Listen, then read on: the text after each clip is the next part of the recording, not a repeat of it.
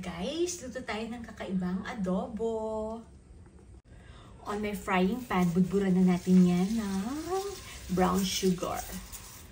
Tapos, habang kinakaramelize ko yan, lalagyan ko na ng laurel at ng pamintang buo.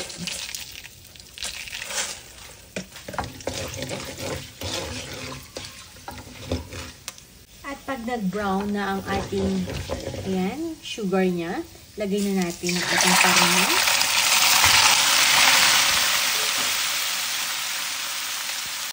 At kapag lumabas na ang mga taba-taba at nag-brown na, ilalagay na natin ang 2 heads of garlic. Bango! At taktakan na yan ng Knorr seasoning. Like 2 tablespoons. Then, lagyan na natin ng half cup of soy sauce, half cup of vinegar, then dry.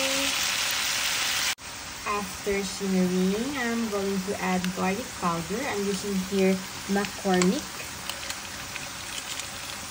And then, I'm going to add a cayenne pepper. It's up to you how much cayenne pepper you want. If you want more spicy, more cayenne pepper. Ang bango, guys. Wow. And then, I'm going to add here a balsamic vinegar, just a touch. And I'm going to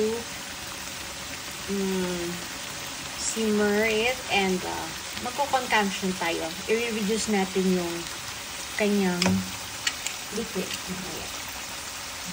Pag medyo tuyo na, guys, mag-a-add ako ng chicken liver.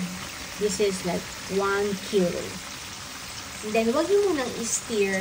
Just boil lang. And charan! Kita nyo ba yan, guys? Na-achieve ko na yung brownness. Yung mamula-mulang adobo. Wow! And let's check the final. This is the chicken liver. Yum! And let's check the meat.